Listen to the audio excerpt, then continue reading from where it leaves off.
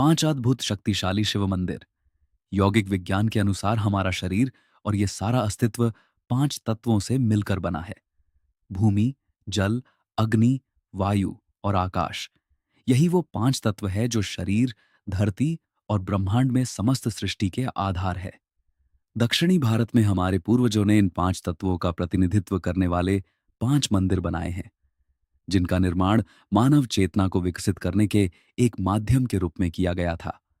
हर एक मंदिर का निर्माण 5 तत्वों में से एक विशेष तत्व का प्रतिनिधित्व करता है। 1.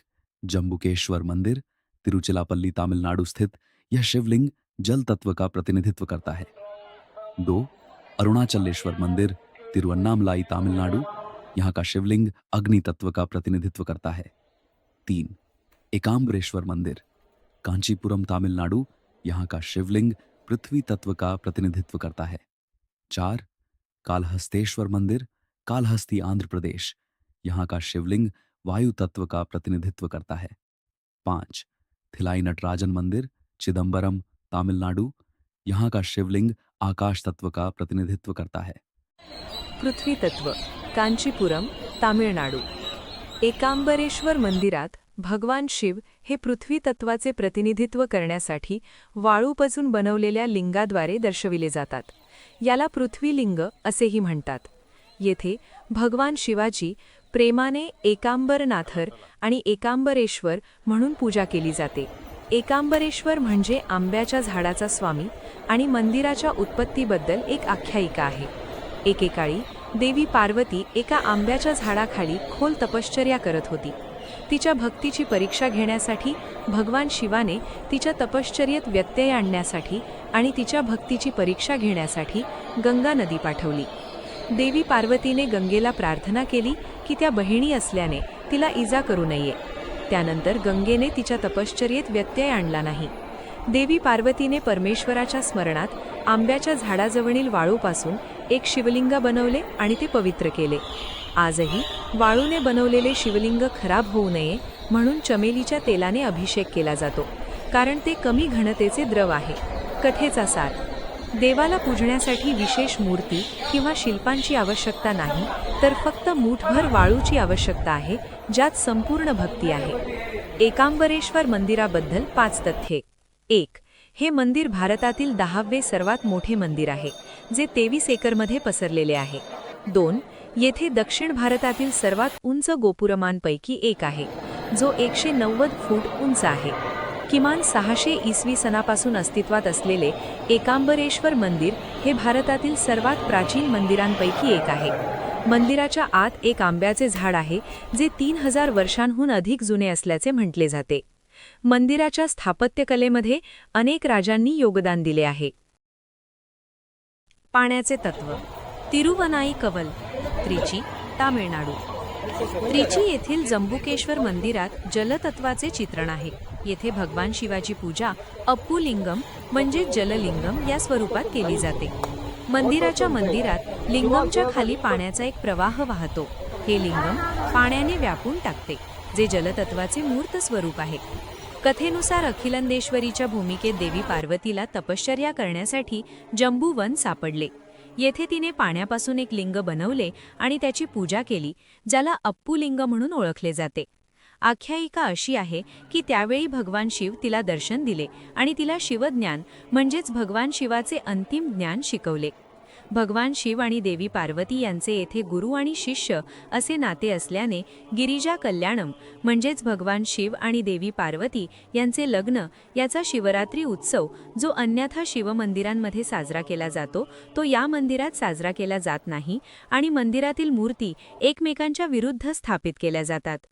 असे मानले जाते की माता देवी म्हणजेच देवी पार्वती यांनी या मंदिरात भगवान शिवाची पूजा केली होती आणि म्हणूनच आजही मंदिराचे पुजारी स्त्रीसारखे वेशभूषा करतात आणि देवी अखिलंदेश्वरीच्या पूजेचे प्रतिकात्मक चित्रण म्हणून भगवान शिवाची प्रार्थना करतात। या दैनंदिन विधीला दररोज अनेक यात्रेकरू उपस्थित राहतात। कथेचा सार: प्राचीन भारतीय परंपरेत भगवान शिव यांची पूजा सर्वोच्च गुरु म्हणून केली जाते। पाणी हे ज्ञानाचे प्रतीक आहे आणि पाण्याचा प्रवाह शिक्षणाचे प्रतिनिधित्व करतो। म्हणूनच जंबुकेश्वर मंदिर हे ज्ञान आणि शिक्षणाचे महत्त्व सर्वात सुंदर पद्धतीने दर्शविते. असे म्हटले जाते की या मंदिरात पूजा करणाऱ्यांना बुद्धी आणि बुद्धिमत्ता मिळेल. जंबुकेश्वर मंदिराबद्दल 5 तथ्ये. 1. हे मंदिर सुमारे 1800 वर्षे जुने आहे आणि कोचेनगन्ना चोलने बांधले होते. 2. 18 एकरात पसरलेले हे भारतातील 13वे सर्वात मोठे मंदिर आहे. 3. मंदिराच्या भिंतींवर चोल काळातील शिलालेख आहेत. 4. दररोज दुपारी होणारी उचिकला पूजा खूप प्रसिद्ध आहे. या पूजेत पुजारी देवी पार्वतीचे प्रतिनिधित्व करणारी साडी परिधान करतात आणि अप्पू लिंगावर अभिषेक करतात. 5. असे म्हटले जाते की अप्पू लिंगाखालील असलेला पाण्याचा प्रवाह कधीही आटत नाही. अग्नितत्व. अन्नामलाई टेकडी, तिरुवन्नामलाई, तामिळनाडू. अरुणाचलेश्वर मंदिर हे शिवाने बहाल केलेल्या अग्नितत्वाचे चित्रण करते आणि ते अग्निलिंगाद्वारे दर्शविले जाते. अरुणाचलेश्वर मंदिर हे भारतातील सर्वात जास्त भेट दिलेल्या आणि आदरणीय तीर्थक्षेत्रांपैकी एक आहे. कथेनुसार एकदा देवी पार्वतीने शिवाचे डोळे खेळकरपणे बंद केले. यामुळे हजारो वर्षे विश्वात अंधकार निर्माण झाला. त्यांच्या भक्तांनी तपश्चर्येनंतर शिव तिरुवन्नामलाई येथील अन्नामलाई टेकडीवर अग्निस्तंभाच्या रूपात प्रकट झाले. शिवाचा अग्नितत्वाचे स्पष्टीकरण देणारी आणखी एक कथा आहे. जेव्हा भगवान विष्णू आणि भगवान ब्रह्मा यांनी श्रेष्ठतेसाठी संघर्ष केला तेव्हा शिव एका ज्वालेच्या रूपात प्रकट झाले आणि त्यांना त्याचा उगम शोधण्याचे आव्हान दिले. ब्रह्माने हंसाचे रूप धारण केले आणि ज्वालेचा वरचा भाग पाहण्यासाठी आकाशाकडे उडून गेला, तर विष्णू डुक्कर बनून खाली गेला. हिंदू पौराणिक कथांमध्ये या दृश्याला लिंगोद्भाव म्हणतात. ब्रह्मा आणि विष्णू उगम शोधू शकले नाहीत. विष्णूने आपला पराभव मान्य केला तर ब्रह्माने खोटे बोलले की त्याला शिखर सापडले आहे. शिक्षा म्हणून शिवाने आदेश दिला की ब्रह्माच्या उपासनेत पृथ्वीवर कधीही मंदिरे राहणार नाहीत. कथेचा सार. अग्नी शुद्धतेचे प्रतिनिधित्व करते, अग्नी प्रकाशाचे प्रतिनिधित्व करते आणि अग्नी ऊर्जेचे प्रतिनिधित्व करते. आणि देवाची पूजा, जप आणि स्मरण केल्याने आपल्या जीवनात, आपल्या मनात आणि आपल्या हृदयात पवित्रता येते. अरुणाचलेश्वर देवता साधकांना ज्ञानाचा प्रकाश, कर्माच्या संस्कारांचे शुद्धीकरण आणि सकारात्मक ऊर्जेचा आशीर्वाद देतात असे म्हटले जाते. अरुणाचलेश्वर मंदिराबद्दल 5 तथ्ये. 1. भगवान शिवाच्या उपासनेसाठी समर्पित जगातील सर्वात मोठे मंदिर. हे मंदिर भारतातील 8व्या क्रमांकाचे सर्वात मोठे मंदिर असल्याचे म्हटले जाते. ते त्याच्या सर्व 24 एकर जागेचा वापर पूर्णपणे धार्मिक कारणांसाठी करते. या मंदिराचा इतिहास हजारो वर्षांपूर्वीचा आहे आणि पवित्र तमिळ धर्मग्रंथांमध्येही त्याचा उल्लेख आहे. प्रत्येक पौर्णिमेला हजारो यात्रेकरू गिरीवलम करतात, जे अरुणाचल टेकडीच्या प्रदक्षिणेद्वारे केले जाणारे एक प्रकारचे पूजन आहे. हे 14 किलोमीटर लांब पदयात्रा आहे. आख्यायिका अशी आहे की ही पदयात्रा पापे धुवून टाकते, इच्छा पूर्ण करते आणि जन्ममृत्यूच्या चक्रातून मुक्तता देते. या मंदिरात प्रत्येक बाजूला एक असे 4 गोपुरम आहेत. यातील सर्वात उंच गोपुरम राजगोपुरम आहे, जे 217 फूट उंच असून भारतातील 3ऱ्या क्रमांकाचे 3रे सर्वात मोठे आहे. वायू घटक. श्रीकालहस्ती, आंध्र प्रदेश. सुवर्णमुखी नदीच्या काठावर वसलेले कालहस्तेश्वर मंदिर वायू तत्वाचे प्रतीक आहे. या मंदिरात भगवान शिव यांची पूजा वायुलिंगाच्या रूपात केली जाते, जे वाऱ्याचे प्रतिनिधित्व करते. श्रीकालहस्तीला दक्षिणेचा कैलास म्हणून ओळखले जाते. श्रीकालहस्ती हे नाव श्री एक कोळी, काल एक साप आणि हस्ती एक हत्ती यावरून पडले आहे. या प्राण्यांनी त्यांच्या निस्वार्थ भक्तीने शिवाला प्रसन्न केले होते. आतल्या गर्भगृहात एक दिवा आहे, जो आत हवा असूनही सतत चमकत असतो. मुख्य देव कक्षाचे प्रवेशद्वार पुजारी बंद केल्या तरीही वायुलिंग हलताना दिसून येते, ज्याला खिडक्या नाहीत. लिंग पांढरे आहे आणि ते स्वयंभू किंवा स्वयंप्रकट मानले जाते. असे म्हटले जाते की जेव्हा वायुदेवता वायुदेवाने सर्व शक्तिमान देवाप्रमाणे विश्वातील सर्व सजीव प्राण्यांमध्ये उपस्थित राहण्यासाठी वरदान मागितले, तेव्हा भगवान शिव वायुलिंगाच्या रूपात प्रकट झाले. त्यानंतर भगवान शिवाने स्वतःला पांढऱ्या लिंगाच्या रूपात प्रकट केले, ज्याला कर्पूर लिंग असेही म्हणतात. आजही लिंग पांढऱ्या रंगाचे आहे, जे कथेला अधिक विश्वासार्हता देते. कथेचा सार. वायू जीवनाचे प्रतिनिधित्व करतो. वायूशिवाय या विश्वात जीवन नाही. ज्याप्रमाणे आपण वायू तत्वाची पूजा करतो, त्याचप्रमाणे आपण या सृष्टीतील प्रत्येक जीवात असलेल्या शिवतत्वाची पूजा करतो. कालहस्तेश्वर मंदिराबद्दल 5 तथ्ये. 1. मंदिराची सुरुवातीची रचना 5व्या शतकात बांधण्यात आली होती. त्यानंतर शतकानुशतके श्री कालहस्तीचे सक्रिय बांधकाम चालू राहिले. 2. मुख्य गोपुरम 120 फूट उंच आहे आणि ते 1516 मध्ये विजयनगरचा राजा कृष्णदेवराय याने बांधले होते. हे एक वास्तुशिल्पाचे आश्चर्य मानले जाते. 3. मे 2010 मध्ये गोपुरम कोसळले आणि सध्या त्याचे नवीनीकरण सुरू आहे. 4.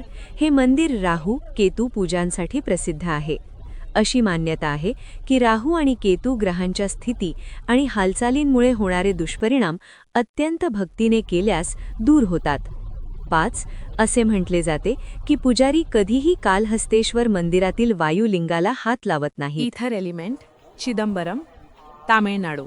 चिदंबरम येथील थिल्लई नटराज मंदिरात 5 घटकांपैकी सर्वात सूक्ष्म असलेल्या इथर किंवा आकाश तत्वाची पूजा केली जाते.